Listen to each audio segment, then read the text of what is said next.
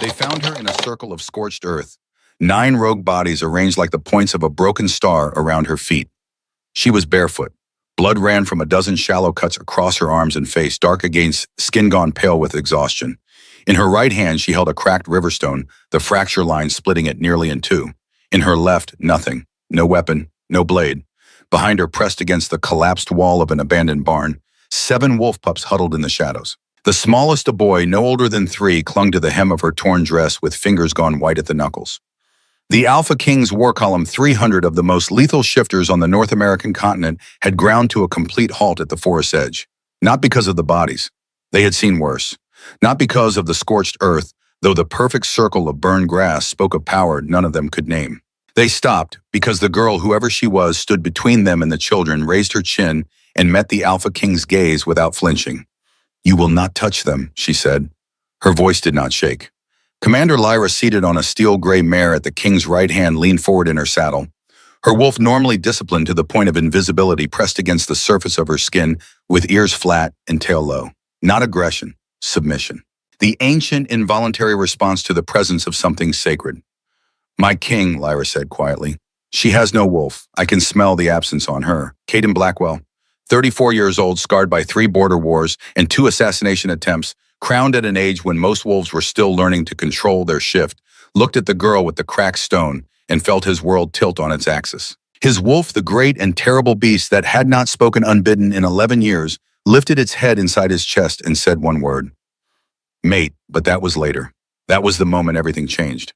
23 years earlier, the story had begun differently. Elara Thorne learned she was wolfless on her 16th birthday. Most wolves knew earlier. The shift came at 12, sometimes 13. Bones would crack in the night. Fur would ripple across skin like water, finding its course. Eyes would flash gold or silver in the moonlight, and the elders would gather to witness the cub's first transformation, to welcome another warrior into the pack's ranks.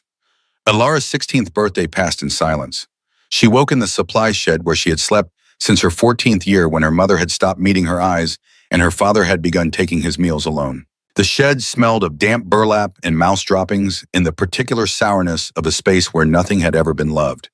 She pressed her palms flat against the earth floor the way the elders had taught her as a child. Waited for the low hum of an inner voice. Waited for the wolf. Nothing came. By noon, the pack had a name for her. Hollow. It was worse than wolfless. Wolfless meant incomplete, a puzzle with a missing piece that might someday be found. Hollow meant empty. A vessel with nothing inside worth keeping. A body the goddess had looked at and decided to pass over. Alpha Magnus Hale made it official at the autumn gathering, standing on the stone platform at the center of Thornridge territory with 600 wolves assembled before him. He was enormous, 6'4" broad through the chest and shoulders, with pale gray eyes that held the flat, assessing quality of a predator, deciding whether something was food or furniture. "No wolf, no place," he said. His voice carried across the clearing without effort.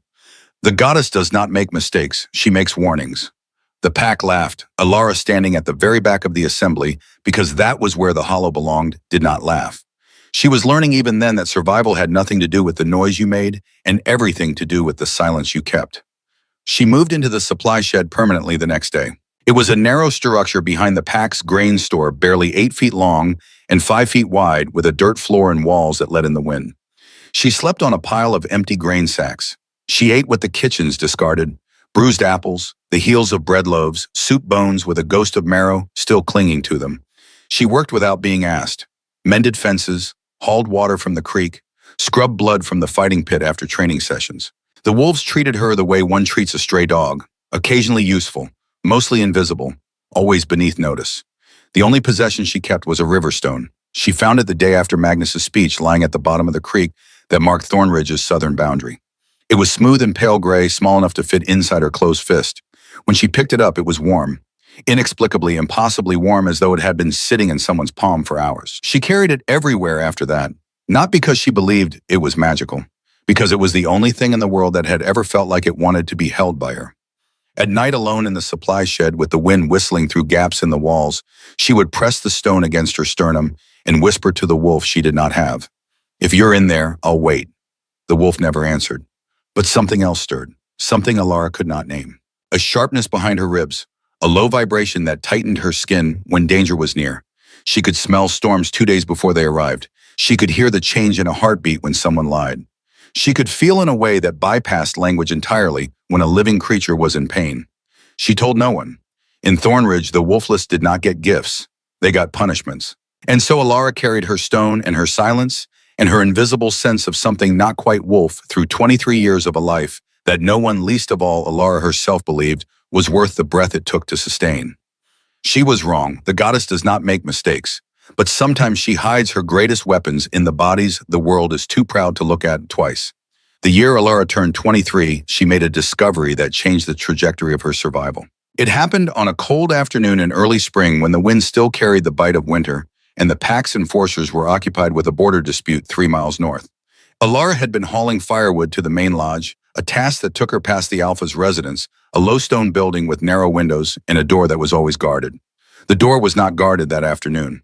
Alara did not plan to go inside. She had survived 23 years by being invisible. And invisible, people did not walk into the Alpha's residence uninvited. But as she passed the entrance, a gust of wind caught the door and sent a single sheet of paper tumbling out into the dirt. It landed at her feet. Alara looked around. The compound was empty.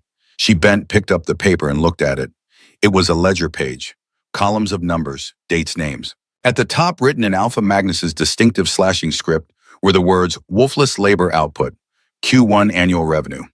Alara's hands went cold. She read the page twice, then a third time, her pulse beating hard in her throat. The numbers were staggering, $4.2 million. That was the annual profit generated across Thornridge and 5 allied territories by the unpaid labor of wolfless pack members. The document listed specific revenue streams: mining operations, textile production, agricultural work, infrastructure, maintenance. Beside each line item was a name. Some of them Alara recognized. Most of them, she realized with a sinking horror, she did not recognize because those wolves were already dead. At the bottom of the page in smaller script was a note: Council consensus: maintain current exploitation model. Increase acquisition of weak bloodlines for labor expansion. Council. Alara folded the paper carefully and slid it into the waistband of her skirt. Her hands were shaking.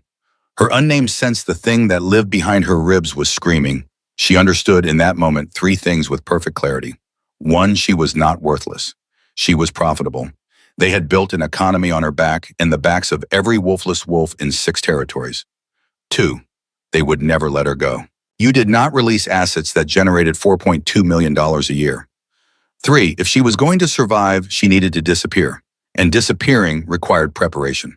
That night alone in the supply shed with the wind howling through the gaps in the walls, Alara began to plan. It took 7 years. 7 years of stealing moments.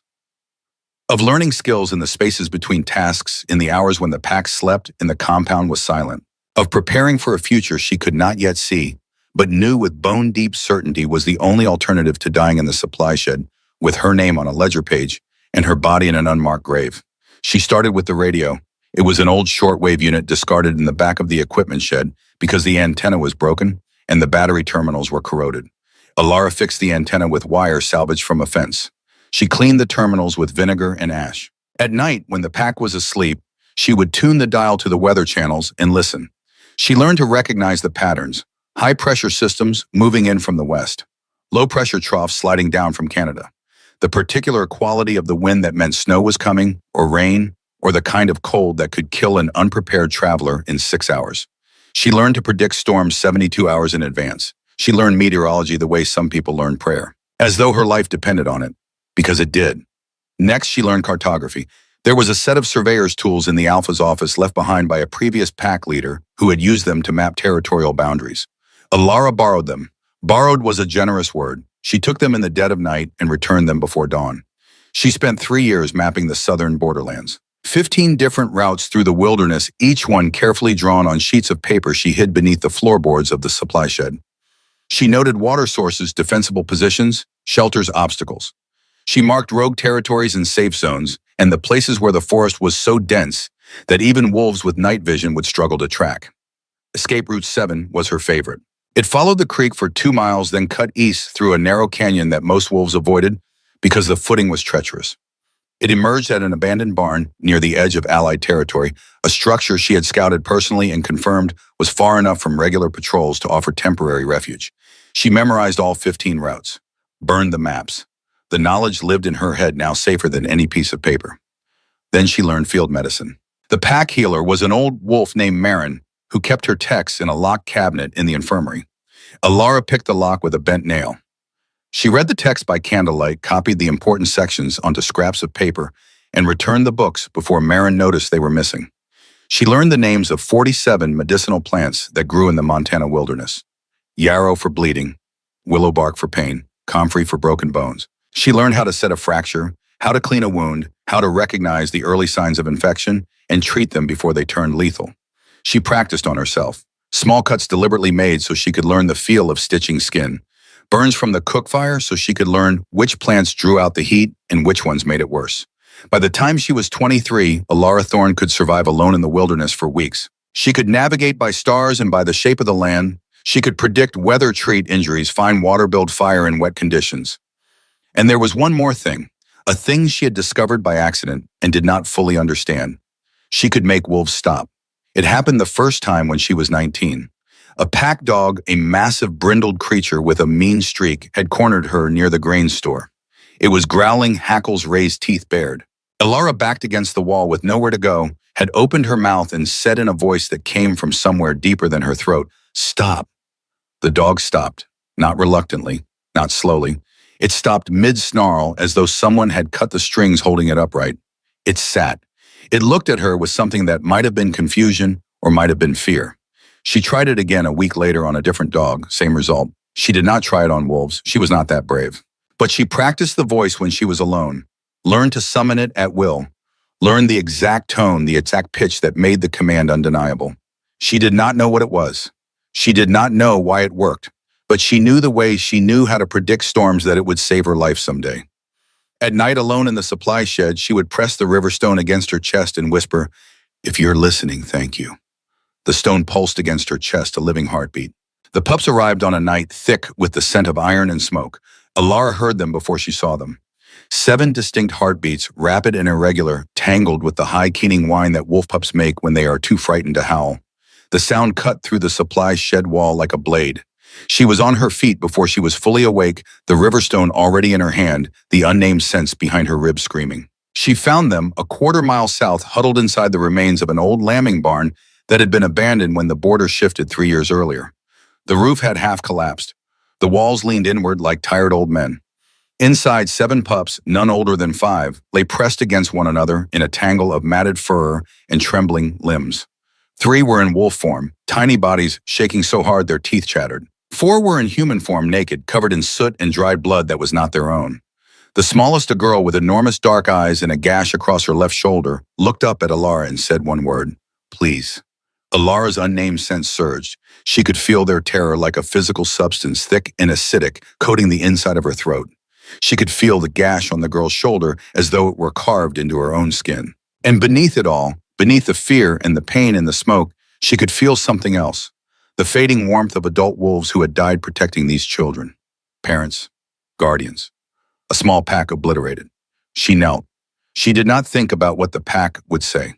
She did not think about Alpha Magnus's rules which forbade harboring outside wolves without formal petition. She thought only of the smallest girl's eyes and the words she had spoken, and the way the riverstone in Alara's palm had gone suddenly blazingly hot. "I'm here," she whispered. "You're safe now." She worked through the night. She carried water from the creek in a cracked bucket, 20 trips back and forth, each one a half-mile round. She tore strips from her own shirt to bind the girl's shoulder wound and a deep puncture on a boy's thigh. She gathered the driest straw she could find and built a nest in the barn's one intact corner. She hummed. Not a lullaby exactly, but a low, steady vibration from somewhere deep in her chest that made the pups' shaking gradually slow. By dawn, all 7 were asleep. Alara sat against the barn wall with her knees drawn up and the stone pressed to her chest. Her hands were stained with blood. Her back ached from carrying water. Her shirt was in ribbons. And she was more certain than she had ever been in her life that she was exactly where she was supposed to be. She also knew with the cold clarity of someone who had survived Thornridge for 23 years that if Alpha Magnus found out, he would kill the pups. Not out of cruelty necessarily, though cruelty came easily to him. Out of principle. Outside wolves were a threat. Wolfless women did not make decisions. And mercy in Magnus Hale's pack was a luxury reserved exclusively for those strong enough to enforce it. Alara was not strong, but she had a barn and 7 pups and a riverstone that burned against her skin like a second heartbeat. For the first time in her life, that was enough. She kept them hidden for 11 days. It was, in retrospect, a miracle it lasted that long. Alara rose before the pack, each morning stole what food she could without being noticed. Half a loaf here, a handful of dried venison, their milk skimmed from the top of the churns before the kitchen staff arrived and carried it south to the barn. She cleaned wounds, she sang her humming songs, she learned their names. The smallest girl was Briar. She was 4 years old and the gash on her shoulder was healing cleanly under Alara's care. She had a way of looking at Alara that made the world feel both heavier and lighter, at the same time as though Briar could see straight through to the hollow place inside her and had decided it did not matter. The boy with the punctured thigh was Lysander. He was serious and watchful with dark hair that fell into his eyes. He limped for the first week, but by day 8, he was walking without favoring the leg, and by day 10, he was following Alara everywhere, asking questions in a soft voice about the plants she used and the way she wrapped bandages. The others were Elowin, Caspian, Beck, Sage, and Ash. Elowin was 5 with a sharp tongue and a sharper mind. Caspian was 4, shy and sweet, with a smile that appeared so rarely it felt like a gift when it did. Beck was 5, Sage 4, inseparable, always whispering to each other in a language that seemed to consist entirely of glances and half-finished sentences. And Ash. Ash was 3 years old. He had not spoken a single word since Alara found them. He followed her everywhere, pressed his small body against her leg like a shadow that had learned to love and watched the world with eyes that were too old for his face. The pups began to heal. The 3 who had been stuck in wolf form shifted back on the 5th day, exhausted but whole. Briar's shoulder wound closed cleanly. Lysander walked without limping. And Ash, silent, wide-eyed, Ash began to press closer to Alara in the moments when she sat still, as though proximity alone could fill the space where words should be. On the 10th night, Alara sat with her back against the barn wall and all 7 pups asleep in the straw nest and felt something shift inside her chest. Not the unnamed sense, something softer, something that felt dangerously close to hope. She pressed the river stone to her lips and whispered, "Thank you." The stone thrummed with steady heat against her mouth. On the 11th morning, Alara returned from the creek to find Alpha Magnus Hale standing in the barn doorway. He was not alone. Beta Silas Crane stood at his right shoulder, a tall, lean wolf with a face like a hatchet and eyes that missed nothing. 4 enforcers flanked them, broad-shouldered males who filled the barn entrance like a wall of muscle and contempt. Alara froze. The bucket of water she was carrying slipped from her hands and hit the ground, sloshing cold across her bare feet. Behind her, inside the barn, she heard Briar's sharp intake of breath, heard Lysander whisper, "Alara." Magnus stepped forward. The air pressure in the barn changed, thickened. His alpha aura expanded like a physical thing pressing down on everything it touched. Behind Alara, the pups whimpered. Ash buried his face in her calf. 11 days, Magnus said. His voice was quiet. That was worse than shouting. You've been stealing pack resources for 11 days to feed strays. Alara's throat closed. She stepped in front of the pups instinctively, her body between them and the alpha's gaze. The river stone in her pocket pulsed with heat so intense it should have burned through the fabric of her skirt. "They're children," she said. Her voice came out steady. She did not know how. "Their pack was destroyed. They had nowhere. They are not our concern." Magnus stepped closer. The enforcers moved with him, a coordinated advance that left no room for escape. "Pack law is clear," Magnus continued. "Outside wolves require formal petition. Housing them without permission is a violation of sovereignty. Feeding them with our food is theft. They would have died. Then they would have died." He said it without malice, which made it worse. It was simply a fact to him. The way gravity is a fact, the weak fall, the strong decide. You are wolfless, Alara. Magnus's pale gray eyes settled on her like a weight. You have no standing to make this decision. You have no standing to make any decision. He turned to Silas. Remove the strays, take them to the southern border, and leave them. They're children. The words tore from Alara's throat with a force that surprised even her. The humming vibration in her chest, the thing she had carried for 23 years, without naming, expanded, pressed outward against her ribs, and for one disorienting instant, the air in the barn seemed to shimmer. The enforcers hesitated. Magnus noticed. His gray eyes narrowed. That, he said softly, is not a wolf I'm sensing, but it is something. He studied her the way one studies an insect pinned under glass. Interesting. Irrelevant. Silas, proceed. Alara's mistake was not hiding the pups. Her mistake was what she did next.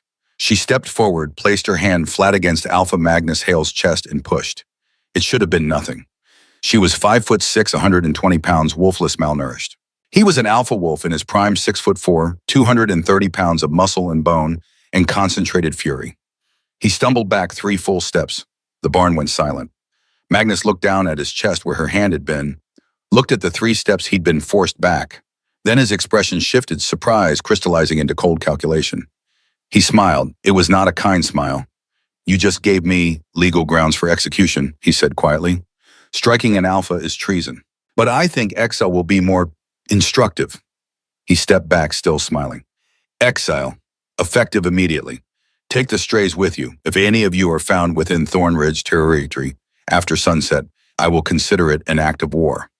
He turned and walked away. The enforcers followed. Silas lingered long enough to give Alara a look that might have been pity or might have been fear. Then the barn door swung shut and they were gone. Alara stood motionless, her hand still raised, the riverstone burning against her thigh like a coal that refused to burn. Behind her, Briar whispered, "What do we do now?" Alara closed her eyes. She had no wolf, no pack, no home. She had 7 orphan pups and a wilderness full of rogues between her and anything resembling safety. She opened her eyes, picked up Ash, took Briar's hand. "We walk," she said. They left Thornridge as the first light bled through the eastern canopy. A thin gray dawn that smelled of frost and wood smoke, and the particular sourness of a place that had never wanted her. Alara carried Ash on her hip and the skinning knife at her belt, and the riverstone in her pocket, like a coal that refused to burn. Briar walked beside her, jaw set, eyes forward, radiating the fierce dignity of a child who has decided that falling apart is not an option. Lysander limped but did not complain. Elwyn held Caspian's hand. Beck and Sage followed in a ragged line, silent, trusting their small faces turned toward a woman who had nothing to offer them, except her presence and the stubborn, inexplicable certainty that presence was enough. Behind them, the gates of Thornridge swung shut. The sound was heavy, final, like the closing of a book. No one came to see them off. No one called out. The pack that had tolerated Alara for 23 years erased her in a single morning, and the silence of their indifference was louder than any condemnation Magnus could have spoken. Alara did not look back. She had spent her whole life looking back, at what she lacked, at what she couldn't be, at the wolf-shaped absence that defined her in the eyes of everyone she had ever known. She was done. Whatever waited in the southern wilderness, rogue starvation, death, it waited ahead. And ahead, at least, was a direction she had chosen for herself. The riverstone pulsed in her pocket, patient, knowing, as though it understood something she didn't, as though it had always known. They followed Escape Route 7. Alara had memorized it years ago during the long nights in the supply shed when planning for a future she could not see was the only thing that kept her breathing. The route followed the creek for 2 miles, then cut east through a narrow canyon where the footing was treacherous but the cover was good. The pups were exhausted by midday. Ash fell asleep on Alara's shoulder. Briar stumbled twice, caught herself, kept walking. Lysander's limp returned. They stopped to rest beside the creek. Alara passed out the last of the bread she had managed to take before exile. Half a loaf divided 7 ways. It was not enough. It would never be enough. But they ate and they drank from the creek, and when Caspian asked, "How far?" Alara said, "Far enough." By nightfall, they reached the barn. It was exactly where Alara remembered it. A quarter mile off the main route, hidden in a stand of pines, the structure leaning but still standing. The roof had holes. The door hung crooked on its hinges, but it had walls and it was empty, and it was far enough from Thornridge that the patrols would not find them tonight. Alara settled the pups inside, built a nest from dry grass and pine needles, and sat with her back against the wall while they fell asleep one by one. Ash curled against her side, his small hand fisted in the fabric of her dress. The riverstone in her pocket was so hot it should have burned. It didn't. The heat traveled up her ribs, across her chest, settled in the place behind her sternum, where the unnamed thing lived. Alara closed her eyes and listened to 7 small heartbeats, steady and safe, and thought, this is what I was made for. She did not sleep. She could smell the storm coming. 72 hours out, maybe less. The wind had shifted. The air had that peculiar density that meant snow was on its way, heavy and fast. And beneath the smell of the storm, faint but unmistakable, she smelled something else. Rogues. The scent was rank, unwashed, layered over something sharper. Adrenaline, bloodlust, the chemical signature of wolves who had been feral long enough to lose the boundary between hunting and killing. Alara's unnamed sense lit up like a signal fire. 12 heartbeats, surrounding the barn, closing in. She stood slowly, careful not to wake the pups, slid the skinning knife from her belt. It was old, the blade pitted with rust, the handle wrapped in fraying leather. It was the only weapon she had. The riverstone in her other hand was so hot, it glowed faintly in the dark. Alara stepped outside. 12 rogues emerged from the tree line. They were thin and scarred and feral-eyed, and they moved with the boneless, predatory economy of wolves who had forgotten how to be human. The largest, a massive gray-furred male with a torn ear and yellow teeth, shifted to human form and grinned at her. "Wolfless," he said, his nostrils flared. "We can smell the nothing on you." His grin widened. "We can also smell the pups, 7 of them. Good eating if nothing else." Alara's hand found the knife. The river stone in her other hand was so hot it should have blistered her skin. It didn't. Instead, the heat traveled up her arm, across her chest, down into the deep place behind her ribs, where the unnamed vibration lived. And for the first time in 23 years, the vibration answered. Not with a wolf. Not with the crack of bones and the surge of fur that she had spent her childhood praying for. It answered with something older. The air around Alara changed. It thickened, pressurized, took on a luminous quality like moonlight condensed into vapor. Her eyes, her ordinary brown eyes, flickered silver. Not wolf silver, deeper. The silver of starlight reflected on still water. The silver of the goddess's own gaze. The rogue leader's grin evaporated. He took a step back. "That's impossible," he breathed.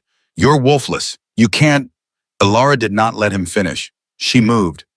Later, when the Alpha King's scouts would reconstruct the scene from the evidence left behind, they would struggle to believe what the tracks and the blood patterns told them. A single individual, barefoot, armed with a rusted knife, had engaged 12 feral rogues in close combat and killed 9 of them. The other 3 had fled. The killing had been efficient, almost surgical. Each strike guided by an instinct that bypassed training entirely and operated on something more fundamental. The silver light had scorched the grass in a perfect circle around the barn entrance. Nothing had gotten past her. Alara did not remember most of it. What she remembered was the feeling. A vast, calm, luminous presence moving through her body like a river, finding its course for the first time. She remembered the stone in her fist, blazing white. She remembered Briar's voice behind her chanting, "Please, please, please," like an incantation. She remembered the last rogue, a young male barely more than a boy who had fallen at her feet with a wound in his side that she had put there. He was still breathing. She stood over him, the knife in her hand, the silver light pouring off her skin, and she whispered, "You will not touch them." She did not kill him. She couldn't. Even in the heat of whatever she had become, she could not bring herself to kill someone who had stopped fighting. The rogue crawled away into the dark. Alara stood in the scorched circle, breathing hard, the silver light fading from her skin. Blood ran from a dozen small wounds she hadn't felt receiving. Her bare feet were cut to ribbons. The river stone in her hand had cracked down the middle, a clean fracture as though something inside it had finally been released. She turned. 7 pairs of eyes stared at her from the barn doorway. Briar, Lysander, Elowin, Caspian, Beck, Sage, Ash. Ash spoke his first word. "Mama," he said. Alara sat down in the scorched grass and wept. The scent hit Caden Blackwell 3 miles before he saw the clearing. Silver light, lunar energy, old blood. His wolf, silent for 11 years except in moments of rage, stirred with something that felt almost like recognition. Not the feral hunger that came with the curse, something else. Something that made his hands tighten on the reins and his breath catch in his throat. Commander Lyra noticed. She always did. "My king," she said quietly, her wolf pressing against her skin with ears flat. "You smell that lunar energy," Caden said. His voice betrayed nothing. Inside, his wolf whispered a word he had stopped believing in years ago. "Mate." "And blood," Lyra added, her golden eyes narrowed. "Rogue blood, a lot of it." They followed the scent a half-mile off the road and emerged from the tree line into a clearing that stopped the entire war column dead. Caden saw the bodies first. 9 rogues arranged in a pattern that spoke of controlled devastation. Then the scorched earth, lunar channeling, something he'd only read about in texts older than his bloodline. Then her, small, barefoot, holding a cracked stone in one hand, a rusted knife in the other. Standing between his army and 7 pups like she could stop the world with will alone. His wolf surged. And for the first time since the silver poisoning 11 years ago, the surge felt like recognition instead of rage.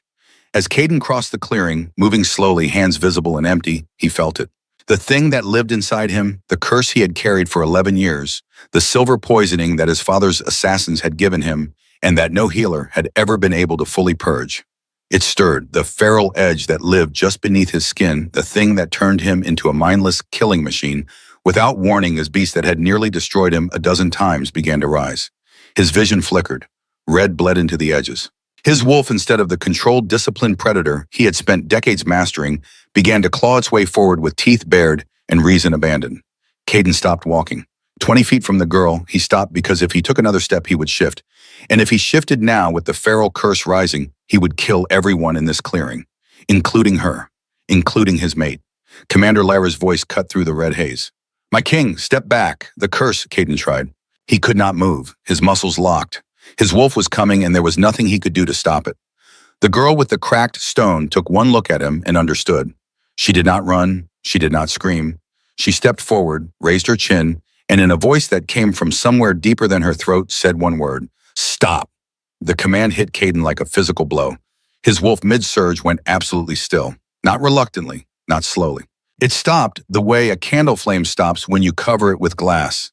Instant, complete, as though the girl's voice had reached inside his chest, wrapped around the feral thing trying to claw its way out and said no. Not today. Caden stood, frozen breath coming hard, every muscle in his body locked in place. The red faded from his vision. The wolf impossibly settled. He stared at the girl. She stared back. Behind her, the smallest pup, a boy no older than 3, whispered, Mama. The girl did not take her eyes off Caden. It's all right, Ash. Stay there.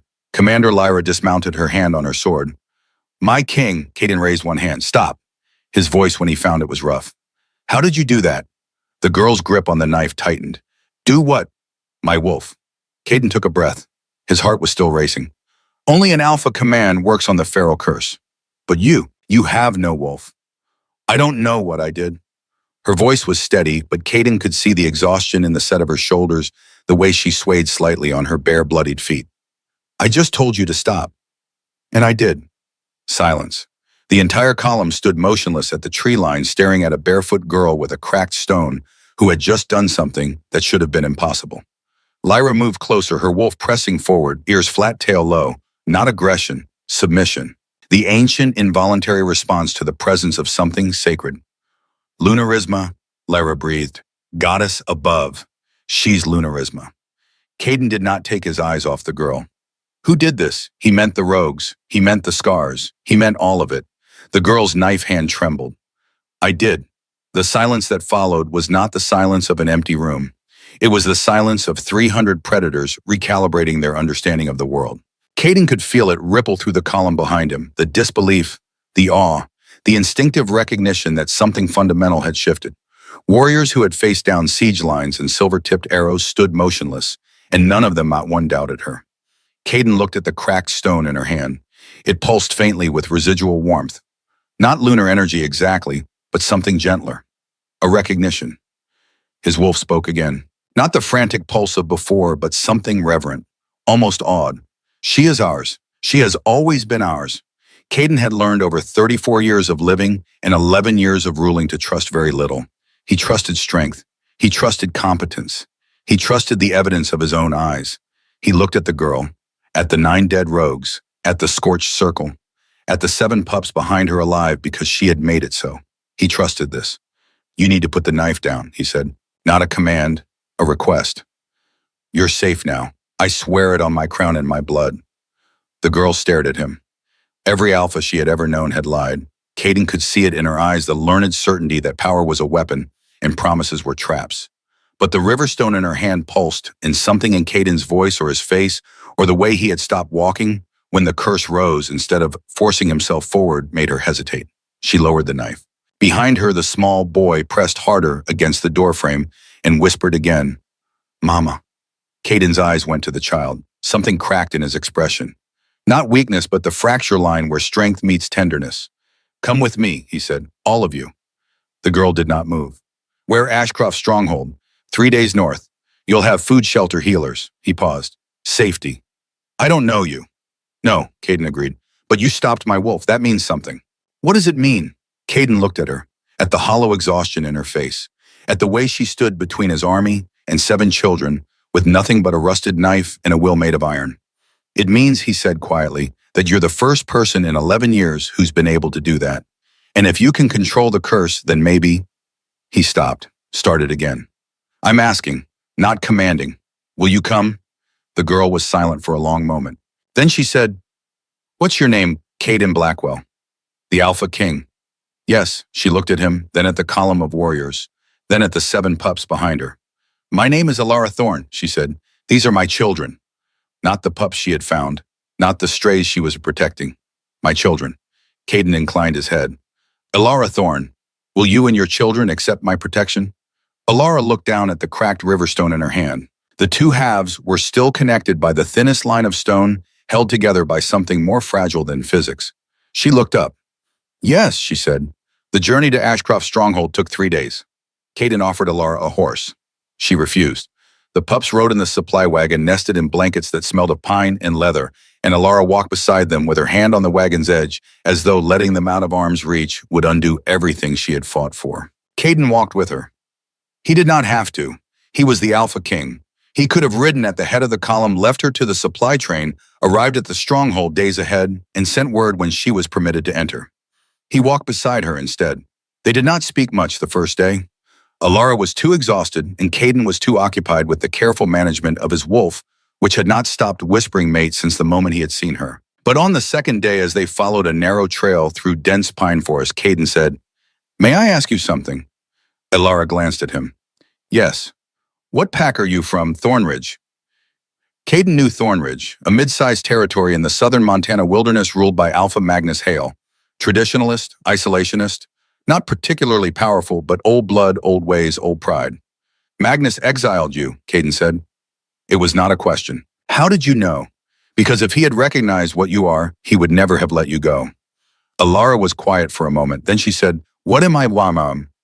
"Lunarisma, soul of the moon, a gift the goddess bestows maybe once in 1,000 years. Caden looked at her. "You don't know, do you?" "I know I have no wolf." "Lunarisma isn't a wolf gift. It's a goddess gift. It doesn't require a wolf. It requires a soul pure enough to channel the moon itself." He paused. "You channel lunar energy through empathy, through love. It's activated by the need to protect what cannot protect itself."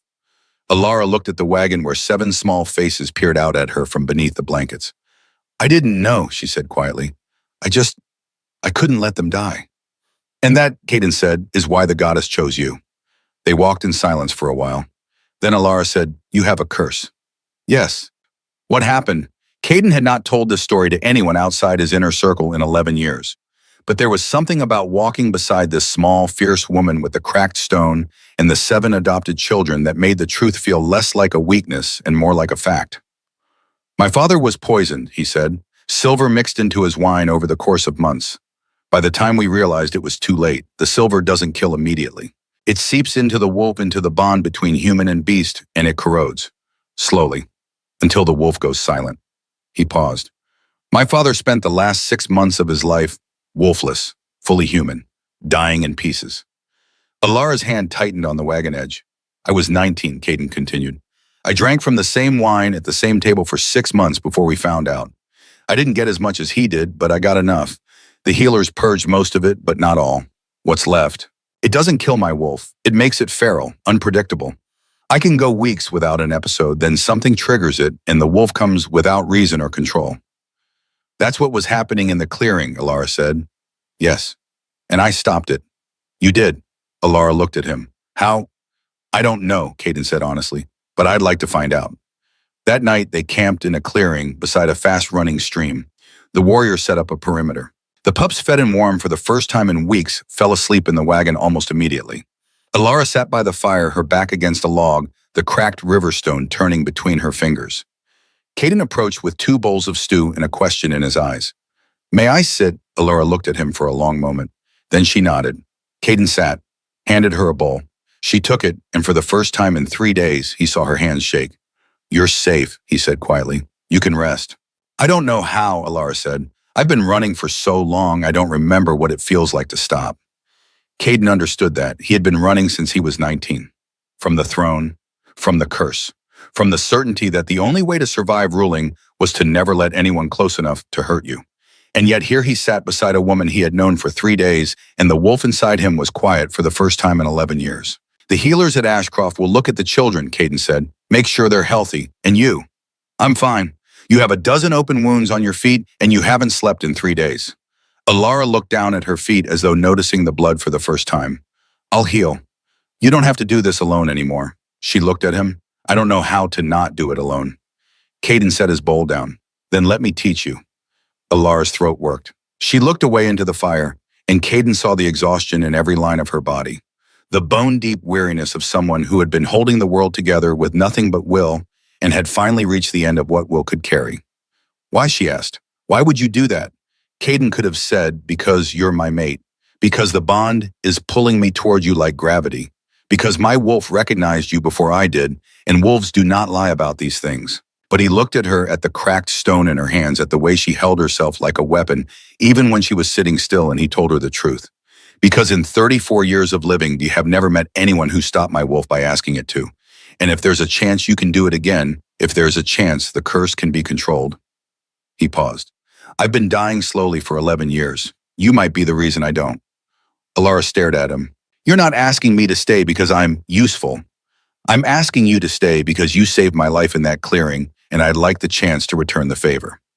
She was quiet for a long time. The fire crackled. The stream rushed. Somewhere in the distance, a nightbird called. I'll stay, Alara said finally. For now. Caden inclined his head. For now is enough.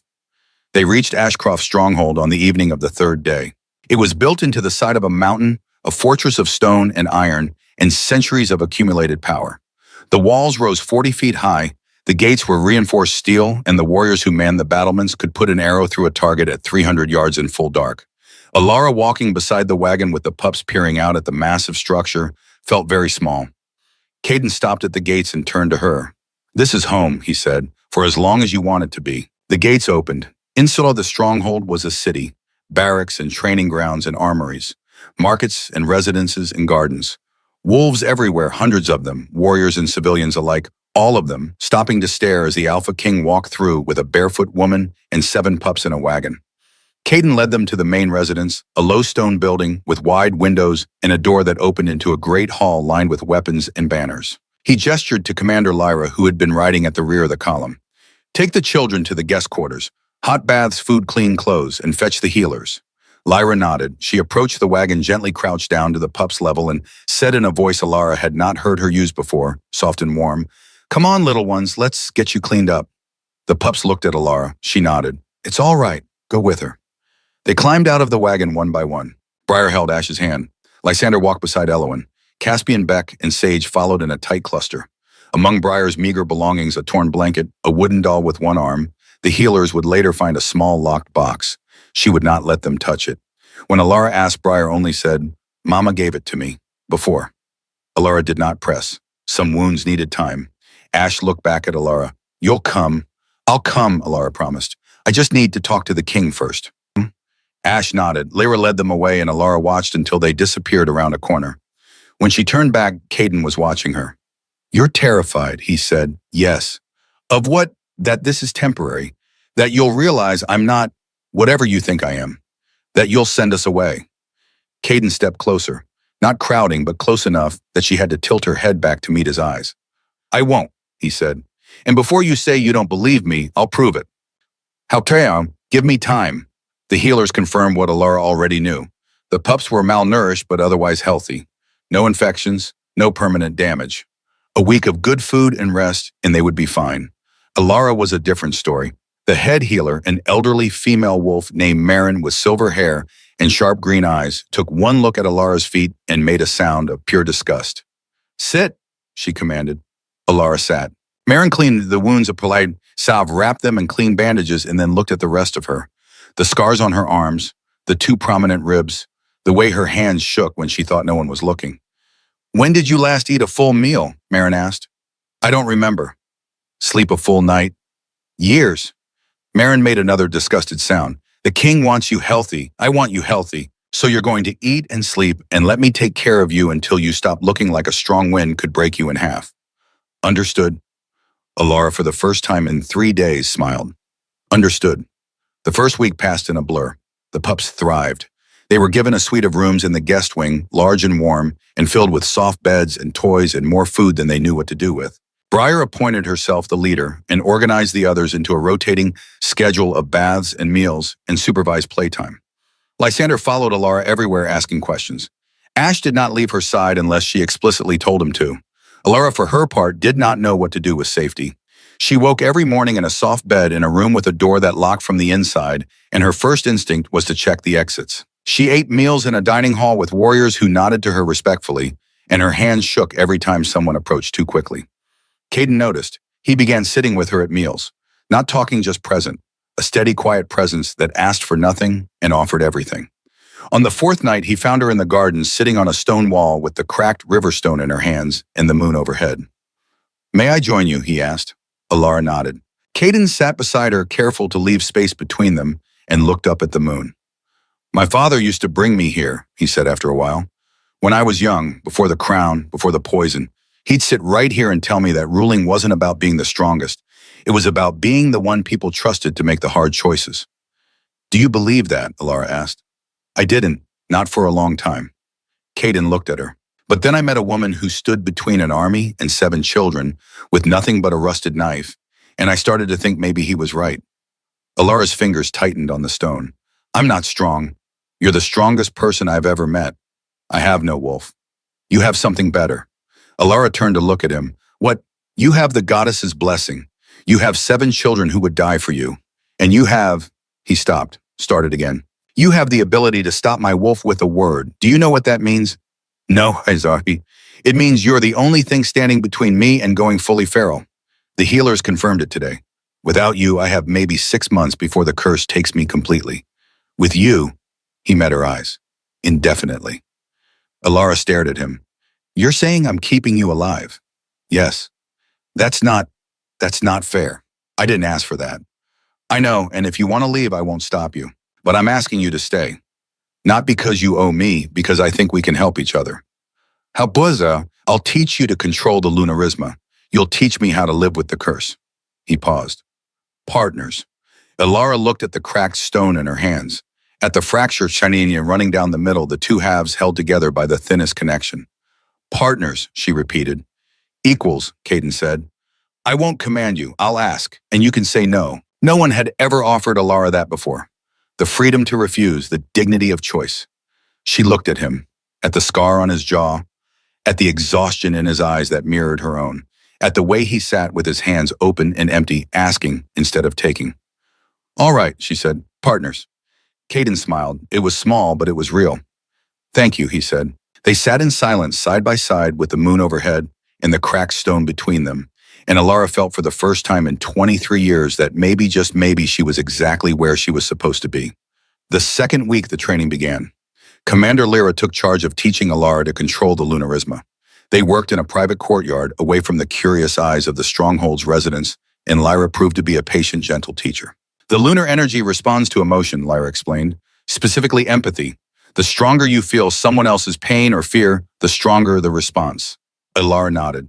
"That's what happened with the rogues. I felt the pup's terror, and the light just came." "Exactly, but you can learn to summon it without needing that intensity. It's about focus." Lyra held out her hand. "Try to sense what I'm feeling right now." Alara closed her eyes, reached out with the unnamed sense that had lived behind her ribs for 23 years. She felt Lyra's steady calm, the controlled discipline of a warrior who had spent decades mastering her emotions, and beneath it a thread of something softer. Affection, pride. "You're proud of me," Alara said, uncertain. Lyra smiled. "Yes. Now hold on to that feeling. Let it fill you. And when you're ready, let it out." Alara tried. The silver light flickered at her fingertips, faint and unsteady, then faded. "Good," Lyra said. "Again." They practiced for hours. By the end of the first week, Alara could summon a steady glow that lit the courtyard like a second moon. By the end of the second week, she could focus it into a beam, a shield, a pulse that rippled outward in controlled waves. And the command voice. That came naturally. Lyra brought in a young warrior, a male wolf named Corbin, who volunteered to be the test subject. "Shift," Lyra instructed him. Corbin shifted. His wolf, a large, rust-colored beast, stood in the center of the courtyard, ears forward, waiting. "Now," Lyra said to Alara, "tell him to sit." Lyra looked at the wolf, found the place inside her chest where the command voice lived, the deep, resonant frequency that made the world stop and listen. "Sit," she said. Corbin's wolf sat, instantly, as though the command had bypassed his brain entirely and gone straight to his muscles. Lyra whistled softly. "Goddess above, do you know what you just did? Made him sit. You gave an alpha-level command, without a wolf, without rank, just pure authority." Lyra shook her head. "The king was right. You're Lunarisma, true-born. Alara looked at her hands, at the faint silver glow that lingered at her fingertips. I don't feel powerful, she said. Power, Lyra said gently, isn't always loud. The third week, the bond between Alara and Caden deepened. It started small. Caden began having his feral episodes at night when the stronghold was quiet and the curse had fewer distractions to keep it at bay. The first time it happened after Alara arrived, Lyra came to her room in the middle of the night and said quietly, "The king needs you." Alara followed her to Caden's quarters. He was on the floor, shaking his eyes red, his wolf trying to claw its way out. Two healers stood at a safe distance, helpless. Alara knelt beside him, placed her hand on his chest. "Caden," she said using the command voice. "Be still. You are safe." The red faded from his eyes. The shaking stopped. The wolf settled. Caden looked at her with an expression that was half gratitude, half devastation. "I'm sorry," he said hoarsely. "I didn't want you to see me like this." "It's all right," Alara said. She did not move her hand from his chest. "I'm here." It became a routine. Every night Alara would sit with Caden for an hour before bed, her hand on his chest, grounding him, keeping the curse at bay. They did not talk much at first, but slowly in the quiet hours with the firelight flickering and the stronghold asleep around them, they began to share.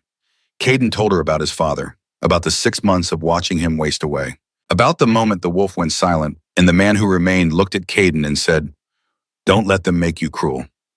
Alara told him about Thornridge, about the supply shed and the years of silence, and the moment she realized she had been preparing to escape for 7 years without consciously deciding to. "You're brilliant," Caden said one night. "Cartography, meteorology, field medicine. You taught yourself all of that." "I had to. No one else was going to save me. You saved yourself, and then you saved 7 children. And then you saved me." He looked at her. "When do you get to rest?"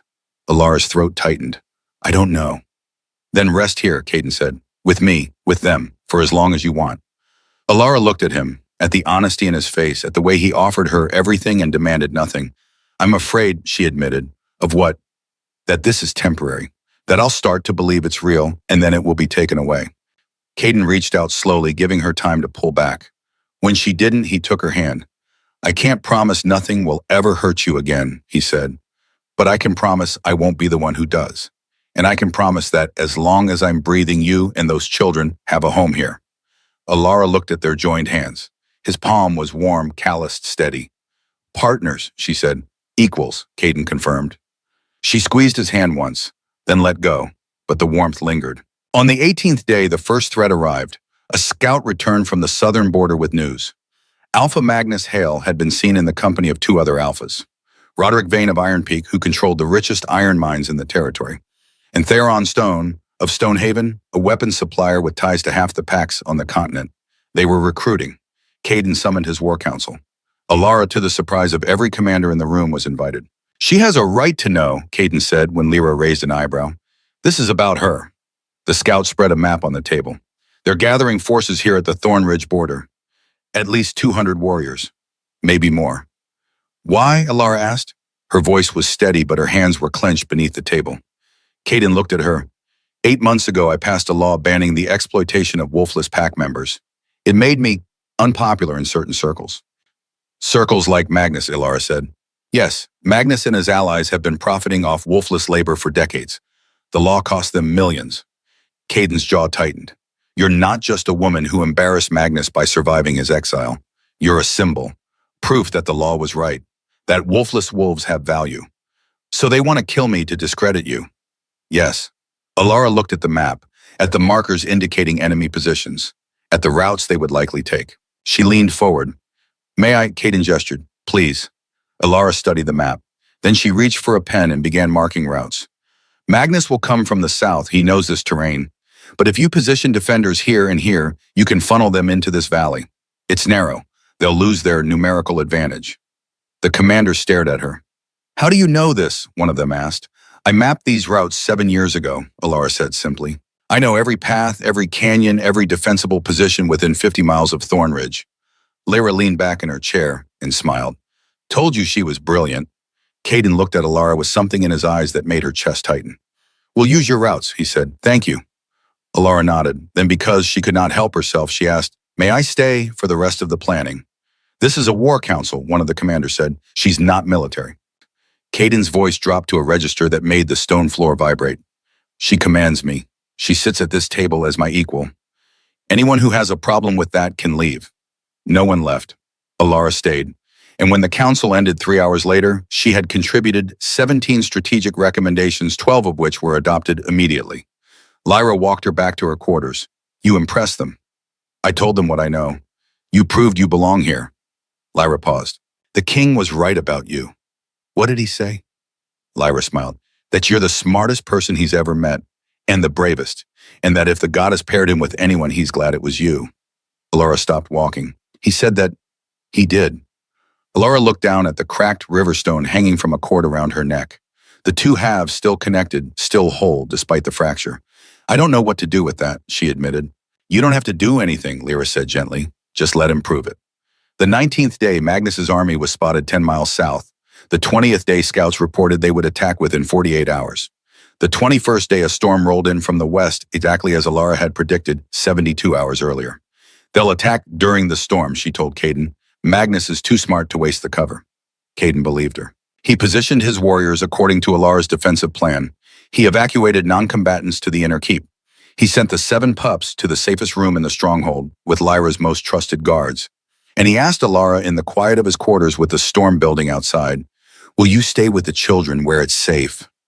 Alara looked at him. No, Alara. I can help. The command voice works on rogues. I proved that. And the Lunarisma? She took a breath. I can protect people. Let me. Caden looked at her for a long moment. Then he said, if you're staying, you stay near me, where I can see you. Partners. Equals, Caden said. He stepped closer, close enough that she could feel the heat of him. But if something happens to you, if you get hurt because I let you fight, I will never forgive myself. Then don't let me get hurt, Alara said. Caden's hand came up slowly, giving her time to pull away. When she didn't, he cupped her face, his thumb brushing her cheek. I won't, he said. I swear it. Alara leaned into the touch. Just slightly. Just enough. We face this as equals, she said. Equals, Caden agreed. The storm broke overhead, thunder shook the stronghold, and somewhere in the distance, the first war howl rose. The attack came at dawn when the storm was at its worst, and the world was the color of iron.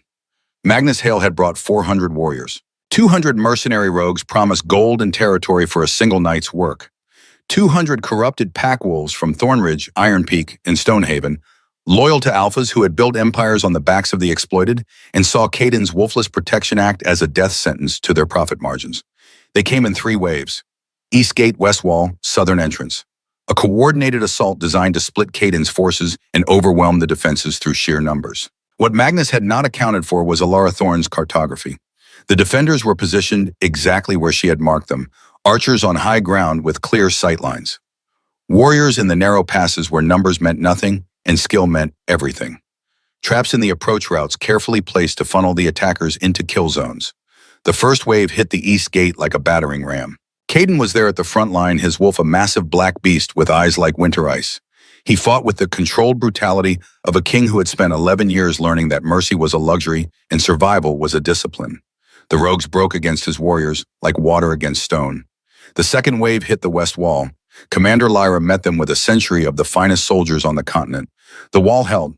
The third wave came for the southern entrance. And Alara was waiting. She stood in the center of the courtyard 50 yards from the gate with the cracked river stone hanging from her neck and her hands open and empty. Behind her, the inner keep rose like a fortress within a fortress, and behind those walls, 7 children huddled in the safest room in the stronghold, waiting for their mother to come back. Alara would not let anyone pass this courtyard. The southern gate exploded inward. 50 rogues poured through the breach, feral-eyed and foam-mouthed, driven by gold and bloodlust in equal measure. They saw a single woman, small and unarmed, standing between them and the keep. They grinned. The first rogue, a massive, brindled wolf with scars across his muzzle, lunged. Alara opened her mouth and said one word, "Stop." The command voice hit like a shockwave. 50 rogues froze mid-stride. Paws skidded on stone. Momentum died.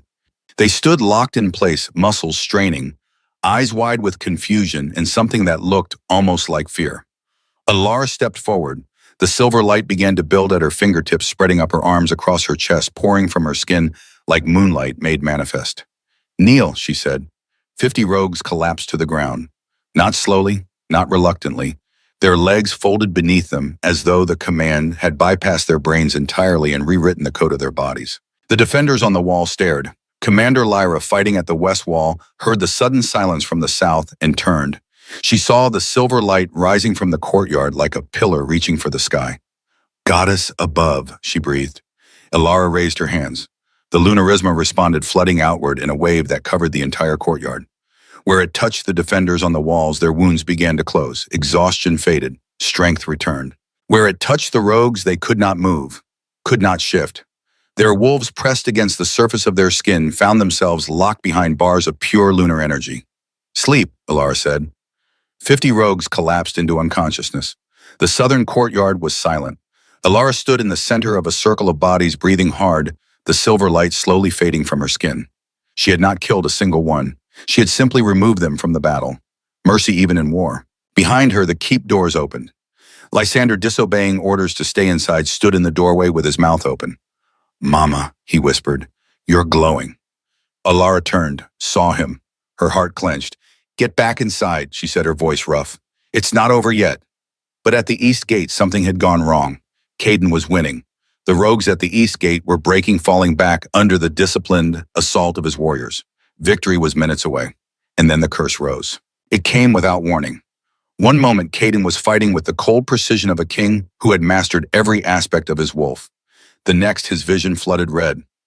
The feral thing inside him, the silver-poisoned beast that had been waiting 11 years for this moment, surged forward and tore through his control like paper. Kaidan's wolf stopped distinguishing between enemy and ally. The warrior to his left, a young male named Darren, took a claw across the chest. The female to his right barely dodged a slash that would have taken her head off. "My king," someone shouted. "The curse, get back!" But Kaidan could not hear them, could not see them. There was only red and rage and the overwhelming need to kill everything that moved. Commander Lyra at the west wall heard the commotion, heard the screams. She turned and saw Kaidan fully shifted, attacking his own warriors. "No," she breathed. "Not now, not here." She looked toward the southern courtyard where the silver light had just faded. "Elara!" she shouted. "The king, Elara heard." She did not think, did not hesitate. She ran across the courtyard through the eastern passage toward the sounds of chaos and the smell of blood. Her bare feet slapped against stone. Her lungs burned. The cracked river stone bounced against her chest with every step. She emerged at the east gate and saw him. Kaidan in full wolf form, massive and black and beautiful and completely out of control. His warriors had fallen back, forming a circle around him, trying to contain him without hurting him, trying not to die. Kaidan's wolf lunged at a warrior named Marcus, jaws open, killing blow. Elara did not have time to reach him, did not have time to get close enough to touch, so she used the only weapon she had, her voice. Kaidan Blackwell. The command voice tore from her throat with a force that made the air vibrate. It was not a request, not a suggestion. It was a fundamental rewriting of reality, a statement of absolute law delivered in a tone that bypassed the feral curse entirely and went straight to the core of who Kaidan was beneath the silver and the rage. "Be still, know me." Kaidan's wolf froze. Mid-lunge, jaws inches from Marcus's throat, frozen as though someone had stopped time itself. The red faded from his eyes. The wolf looked at Elara. Recognition flickered. Kaidan's human consciousness buried beneath the curse surfaced just enough to understand. He shifted. Human form, naked, shaking. He collapsed to his knees on the blood-slicked stones of the courtyard. Elara ran to him, dropped to her knees beside him, placed both hands on his chest. "I'm here," she said. "Quieter now, gentle. You're safe. I'm here." Kaidan looked at her with eyes that were clear and gray and devastated. "I could have killed them," he said. His voice was hoarse, broken. "I could have killed you, but you didn't, because you stopped me." "Yes."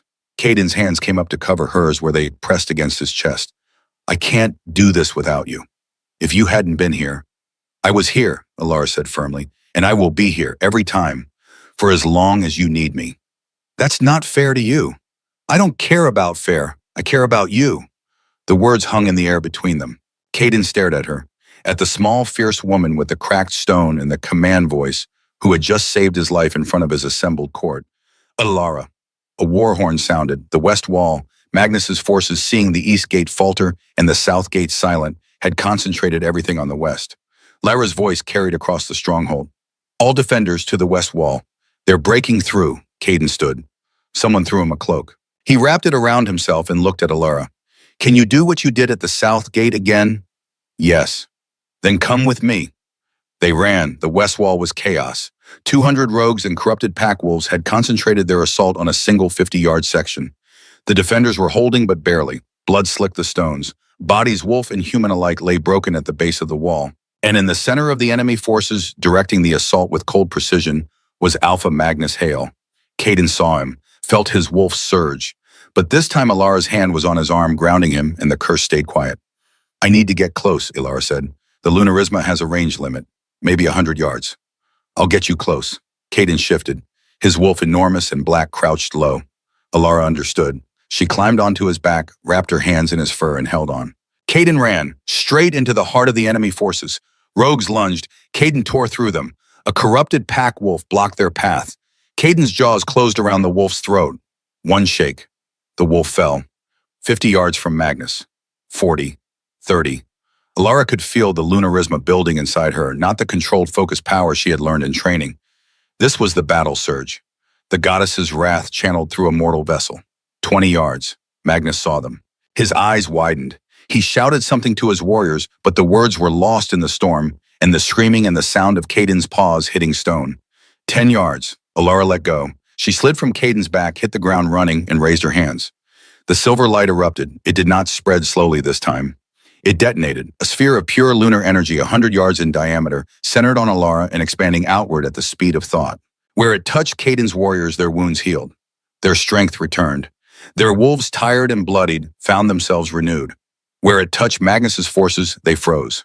200 rogues and corrupted wolves caught mid-attack, locked in place by power that predated their existence and answered to laws they could not break. Magnus himself, shifted into a massive gray wolf, stood frozen 10 feet from Ilara. His eyes were wide. His lips were pulled back from his teeth in a snarl that would never complete. Ilara stepped forward. The silver light poured from her skin like water. Her eyes were pure lunar silver. Her voice, when she spoke, carried harmonics that were not quite human. "You came to harm children," she said. "You chose darkness. The moon sees all. The moon judges all." She raised one hand. Magnus's wolf, along with the 6 other alphas and betas who had led this assault, lifted into the air.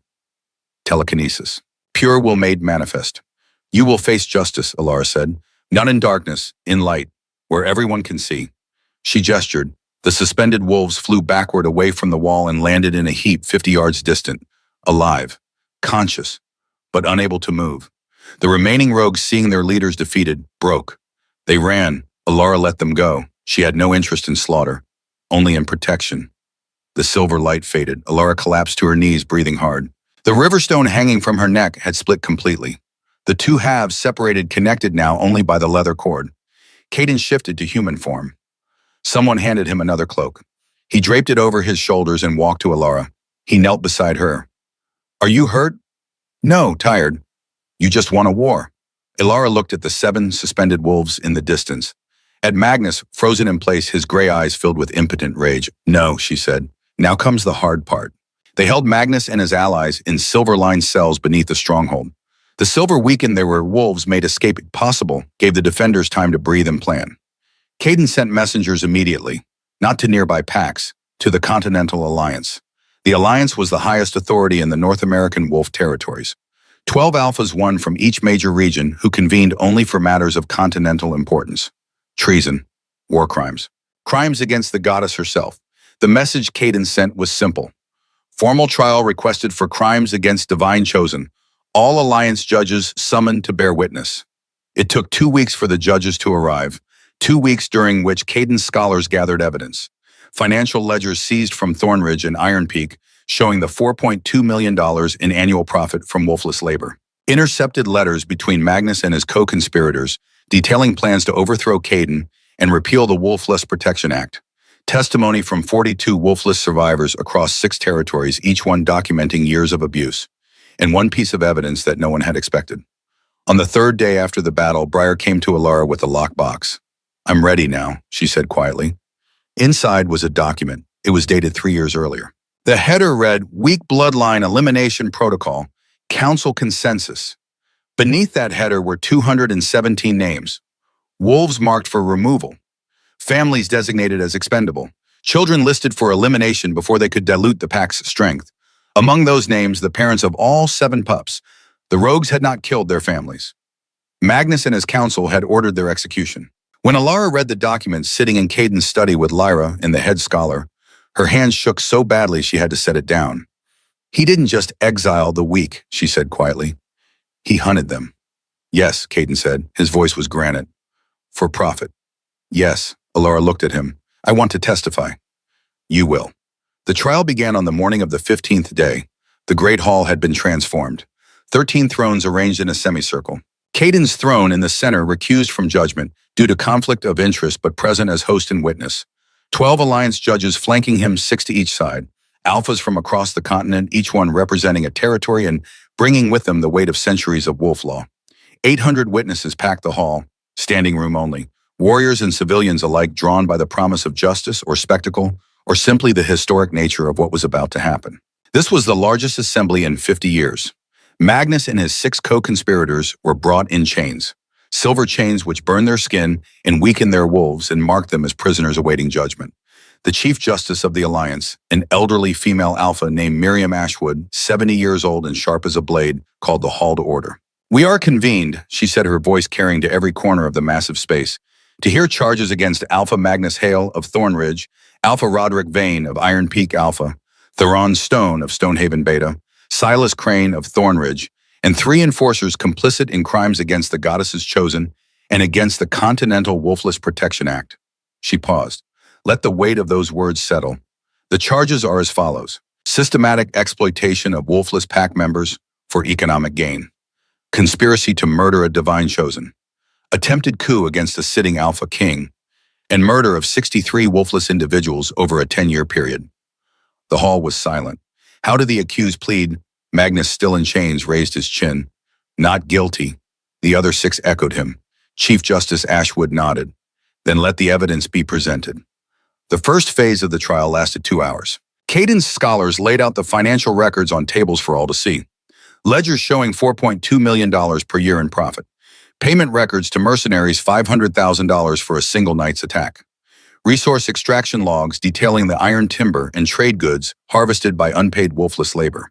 Physical evidence followed. The intercepted letters read aloud by a court scribe, each one signed by Magnus or one of his co-conspirators. The tracking collars found on the bodies of executed wolfless, marked with serial numbers that corresponded to entries in Magnus's personal logs. And then the document from Briar's lockbox, the weak bloodline elimination protocol. When the scribe read the header aloud, a ripple of shock ran through the hall. When he read the first 10 names, gasps. When he reached name 100, someone in the crowd began to weep. When he finished all 217, the silence was absolute. Chief Justice Ashwood looked at Magnus. This document bears your signature. Do you deny it? Magnus's jaw worked. Those families were weak. They were diluting our bloodlines. It was a necessary. That is not a denial, Ashwood interrupted. Do you deny signing this document? Silence. Answer the question, Alpha Hale.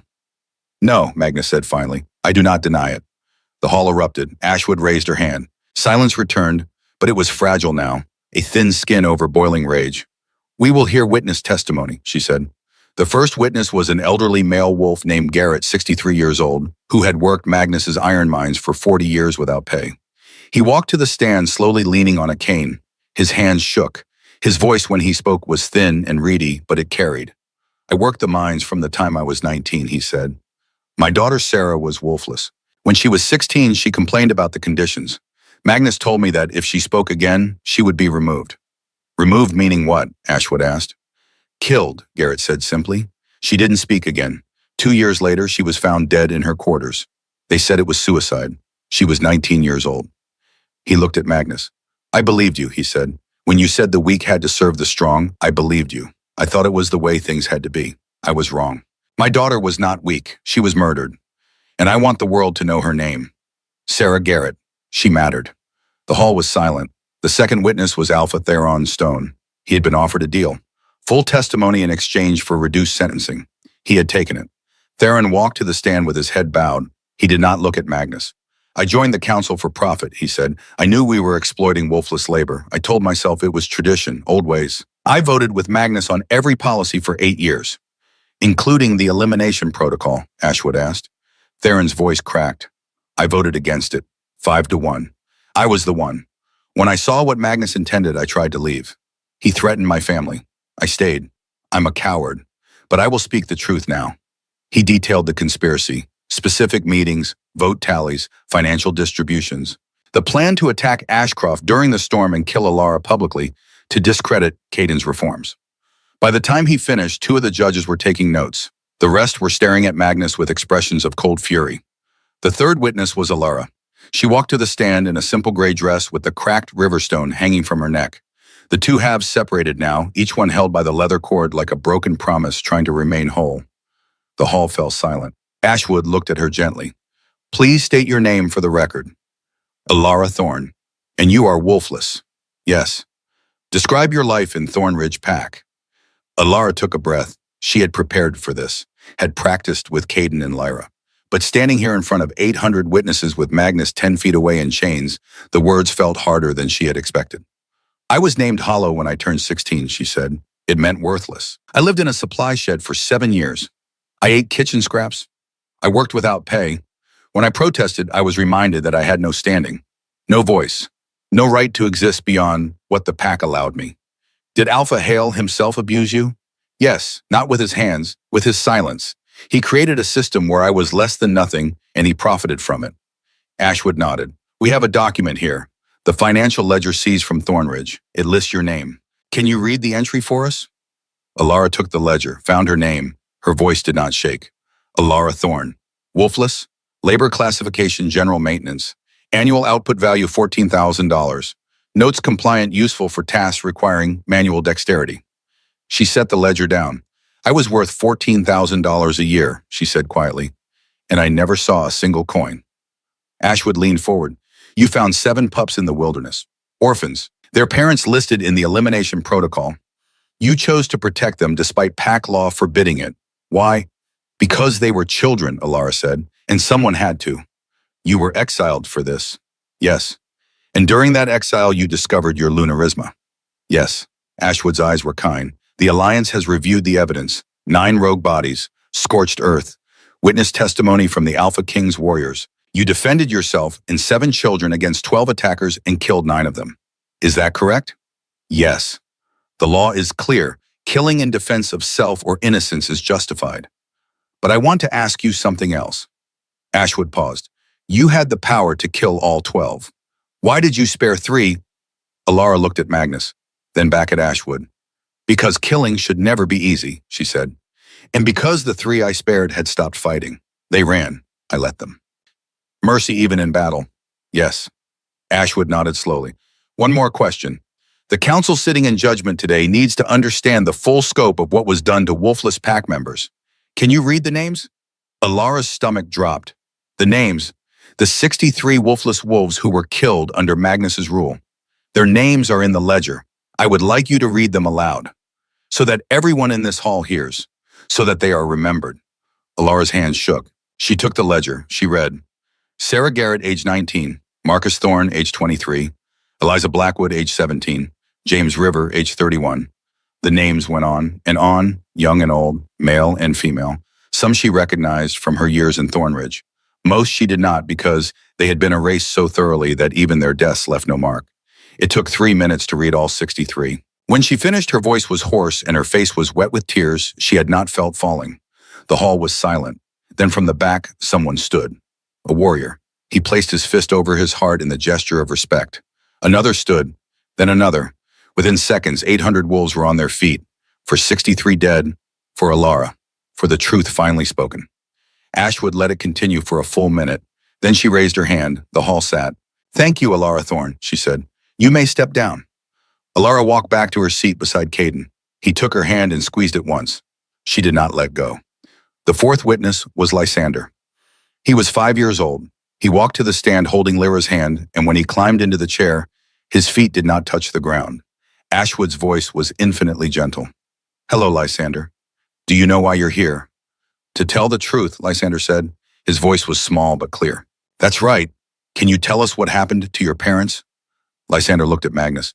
The bad men killed them. They came at night. They said our family was weak. Mama told us to run. We ran. She didn't. And then, Mama Alara found us. In the barn. She made us safe. Mama Alara, Lysander pointed at Alara. She's not hollow. She's full of light. He climbed down from the chair, ran to Alara. climbed into her lap. No one stopped him. Ashwood looked at Magnus. Do you have anything to say in your defense? Magnus stood. I followed the old ways, strength over weakness, pack over individual. The wolfless are, Caden's voice cut through the hall like a blade. Say their names, Magnus stopped. What?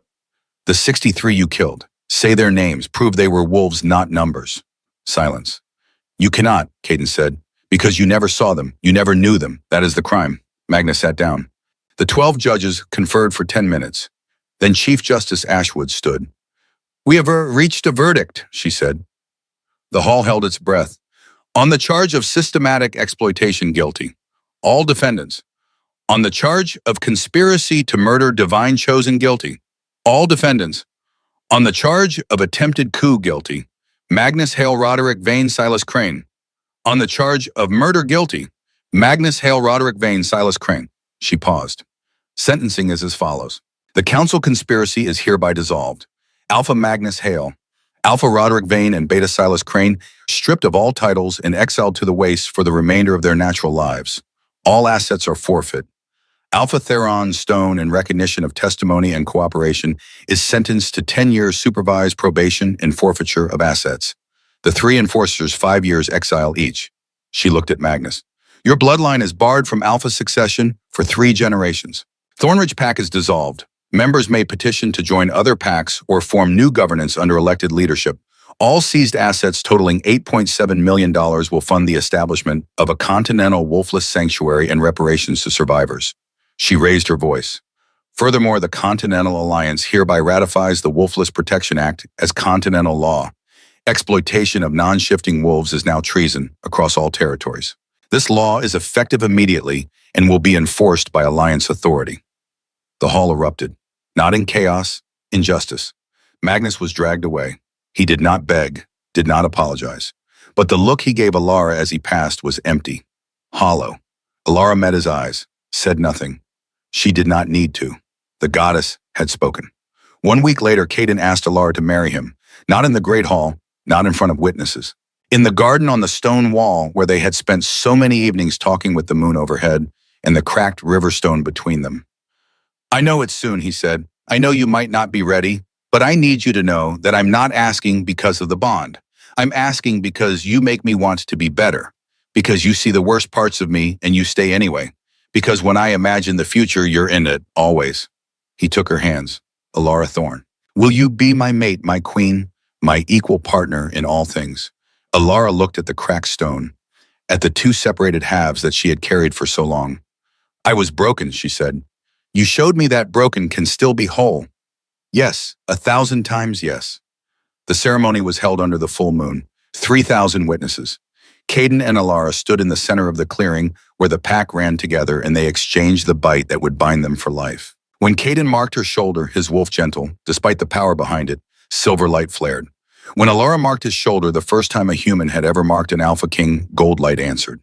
The 2 lights braided together. Visible. Undeniable. The bond complete. Ash, who had been chosen to carry the Riverstone pieces down the aisle on a silk cushion, watched with wide eyes. After the ceremony, Alara took the 2 halves of the stone. She had them set in silver embedded in the crown she would wear as Luna Queen, the fracture line visible. The 2 pieces held together not by stone but by the setting around them. Why not repair it? Caden asked. Because it's not broken, Alara said. It's complete. 6 months later, the world looked different. The Continental Wolfless Sanctuary opened in the Montana Rockies. A sprawling complex of training facilities, dormitories, and healing centers, co-directed by Alara and Commander Lyra. 200 residents in the first month. Wolfless wolves from across the continent coming to learn that they were not hollow, not weak, not worthless. 3 of them showed signs of lunarisma potential. Diluted but teachable. The Wolfless Protection Act was enforced. 3 territories underwent complete leadership changes. Former wolfless wolves were elected to alpha positions in 2 packs. The old guard, the ones who had profited from exploitation, found themselves facing audits and investigations, and in several cases exile. Alpha Theron Stone, the council's sole turncoat, served his 10-year probation rebuilding Stonehaven under Alliance oversight. He would never hold power again, but his testimony had saved lives. That, Alara thought, was its own kind of justice. Thornridge was renamed Thornridge Renewal.